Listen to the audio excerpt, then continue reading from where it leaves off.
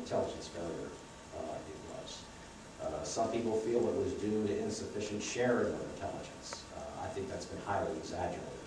The important thing about the 9/11 failure is that the intelligence was there to prevent the attack, and the lack of imagination and the lack of good analysis kept the government from acting, and the fact that you had a new government in 2001 that wasn't taking the issue of terrorism very seriously and had a different kind of agenda, that meant that a lot of these issues fell through the cracks leading up to September 2001. And again, it's going to be very interesting to see what George Tenet says in his book, because in July of 2001, if he wants to pay back some old accounts, he can certainly testify to the fact that he went down to the White House and gave Condoleezza Rice, the National Security Advisor at the time, a very graphic description of the threat of terrorism, not talking about an attack in the United States specifically, but arguing that the CIA certainly felt a major event was going to be happening over the next 60 to 90 days. Of course, that would fall into the September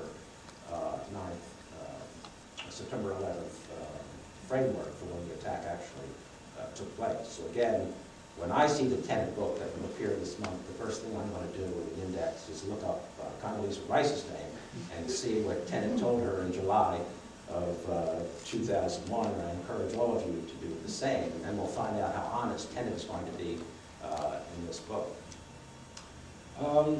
When you look at the early period of the CIA in terms of the intelligence requirements that we have to look at now to make the case for the importance of the CIA, the first 45 years were easy in that the threat was clearly the Soviet threat. And if you look at all of the budgeting and personnel of the CIA, 80 to 85% of everything the CIA did from the early days in the 1940s right up to the decline of the Soviet Union in the 1980s was devoted to the Soviet Union. Having said that, it becomes significant that with all of those resources, the CIA failed so miserably in anticipating and monitoring that decline. But now the problem is much more difficult.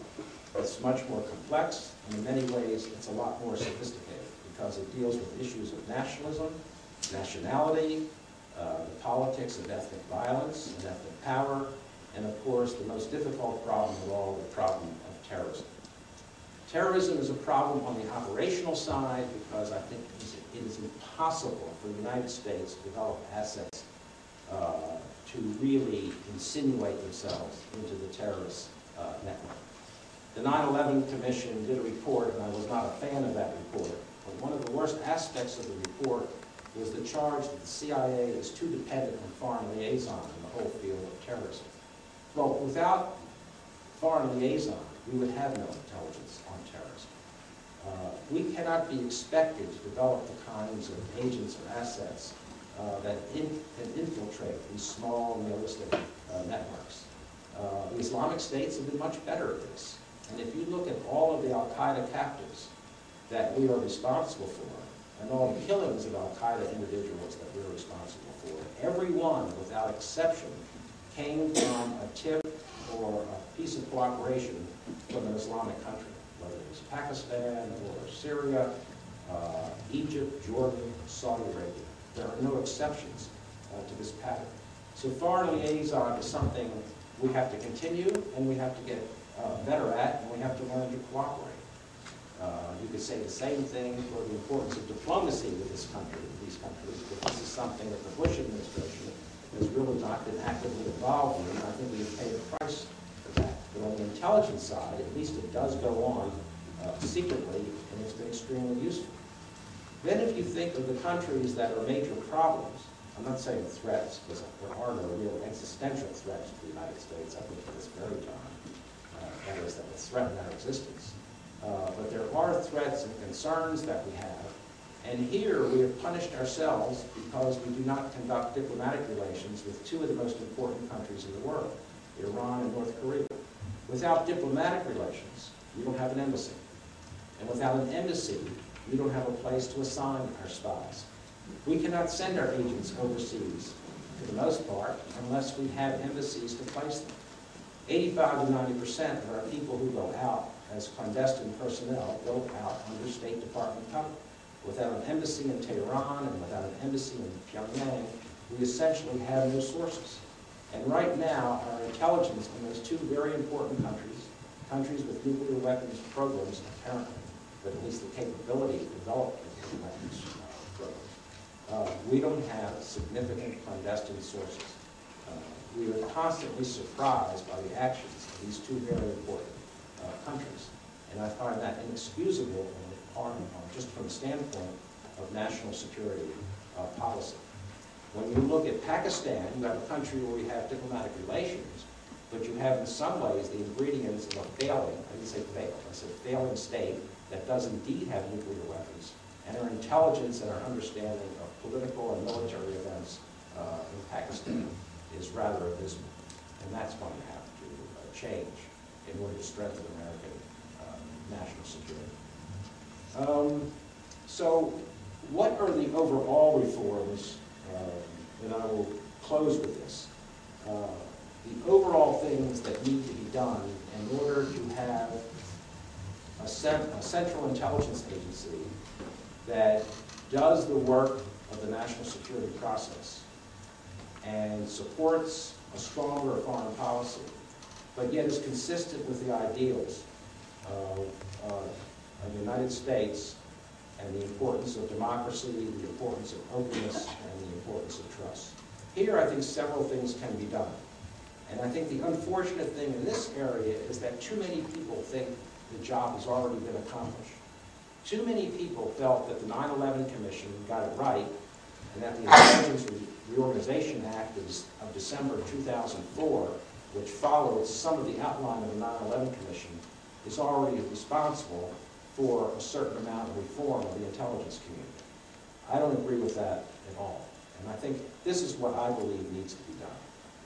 The first aspect that concerns me is the degree to which this administration has essentially militarized the intelligence community. Unlike Harry Truman, who did not want any policy agency, whether it was the Pentagon or the State Department, no matter what policy was represented, he felt the Central Intelligence Agency had to be independent and had to stand alone. It could not grind the axe of any specific policy. It had to provide objective and balanced and open intelligence to any administration, no matter what party, and it couldn't be involved with a policy organization. Now, not only do we have an intelligence community that's been heavily politicized, a budget that appears secretly inside the military budget, but if you look at the major positions of the intelligence community, they're all occupied by general officers.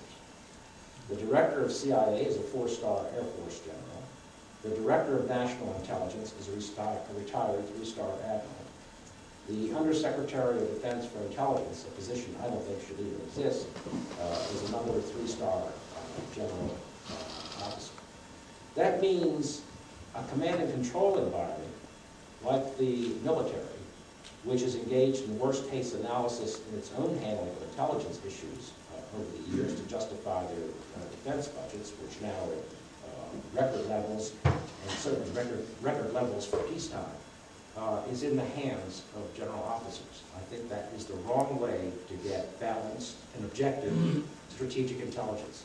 So this demilitarization must begin at some point, and the sooner the better. Also, I think there's need to reverse what the 9/11 Commission did, which was to centralize intelligence. That is to create real centralization for intelligence analysis and the production of finished intelligence. So when you look at assessments and estimates and current intelligence, they basically come out of one shop and one group. Well, no group has any kind of monopoly on truth. Truth itself is extremely elusive in the intelligence business because you're always dealing with partial evidence. Some stones in the mosaic are there, some stones are not there.